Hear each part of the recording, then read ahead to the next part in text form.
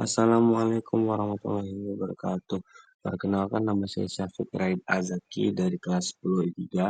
Pada kesempatan kali ini, saya akan mempresentasikan atau menjelaskan tentang sistem komputer. Yang pertama, komputer dan komponen penyusunnya.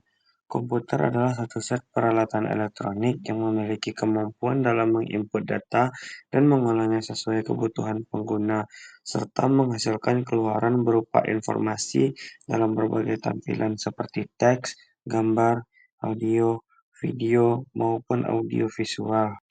Sistem komputer terbagi menjadi tiga. Yang pertama ada perangkat keras, yaitu hardware. Hardware adalah komponen fisik komputer yang bisa dilihat oleh mata dan dipegang. Contohnya seperti monitor, keyboard, microchip, hard drive, dan berbagai komponen lainnya. Yang kedua, perangkat lunak, yaitu software. Software adalah program di dalam komputer yang menjalankan suatu fungsi tertentu. Contoh dari software adalah Microsoft Word, Google Chrome, Sublime Text, dan lain-lain. Yang ketiga ada pengguna. Pengguna adalah orang yang menggunakan komputer atau layanan jaringan. Dan sekarang kita masuk ke dalam jenis-jenis komputer dan ukurannya. Yang pertama ada mikrokomputer. Mikrokomputer adalah perangkat elektronik apapun yang memiliki mikroprosesor yang berfungsi sebagai prosesor pusat. Contoh mikrokomputer berkisar dari tablet dan telepon pintar hingga komputer desktop dan laptop. Yang kedua ada komputer personal atau PC seperti komputer desktop. Mini komputer adalah komputer yang lebih kecil, lebih murah dan kurang bertenaga dibandingkan mainframe atau superkomputer, tetapi lebih mahal dan lebih bertenaga daripada komputer pribadi. Yang keempat ada komputer mainframe. Komputer mainframe adalah jenis komputer berperforma tinggi dengan volume memori, kecepatan komputasi, dan kinerja tinggi. Yang kelima ada superkomputer. Superkomputer merujuk pada komputer mainframe berperforma tinggi. Komputer ini merupakan mesin yang kuat dan sangat akurat yang dikenal mampu memproses kumpulan data besar dan kalkulasi kompleks dengan kecepatan tinggi.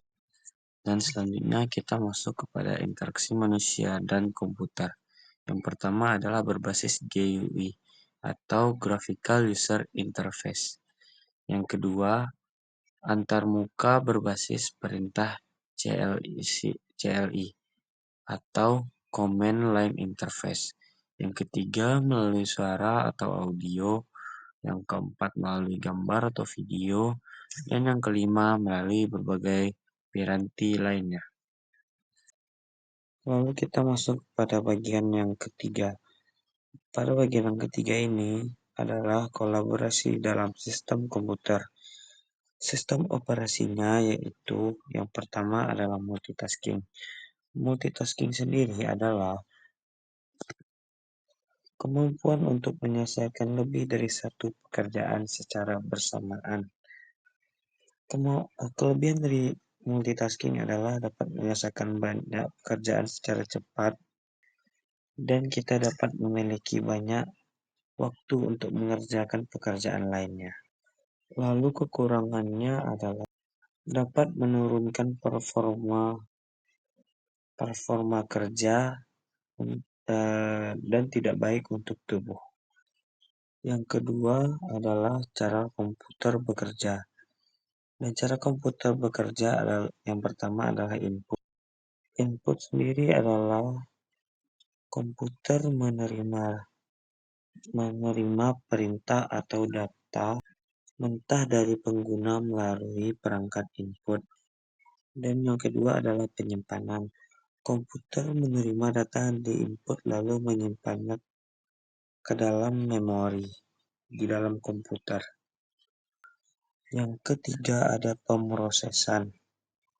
Komputer mengubah data yang telah diinput menjadi format yang dapat dibaca oleh komputer tersebut.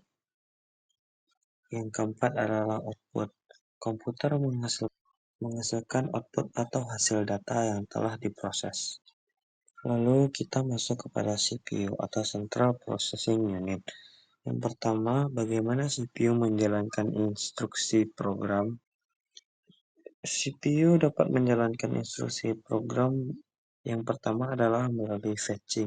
Fetching adalah CPU mengambil instruksi dari memori komputer dan menyimpannya di dalam register instruksi. Yang kedua, decoding. CPU menerjemah instruksi dari bahasa mesin atau kode binar ke dalam bahasa yang dapat dimengerti oleh CPU. Yang ketiga adalah executing. CPU melaksanakan instruksi yang sudah diberi. CPU akan melakukan operasi matematika, logika, atau perpindahan data yang sesuai dengan instruksi yang diberikan. Yang keempat ada storing. Hasil eksekusi akan kembali ke memori. Yang kedua adalah mesin konseptual sederhana. Mesin konseptual sederhana sendiri ini adalah mesin yang dirancang untuk menyimpan hasil proses operasi aritmatika dua bilangan pada register yang menyimpan operan kedua. Mesin ini memiliki dua register, yaitu register 1 dan register 2. Hanya itu saja yang dapat saya sampaikan atau saya jelaskan melalui sistem operasi dalam informatika. Sekian, terima kasih.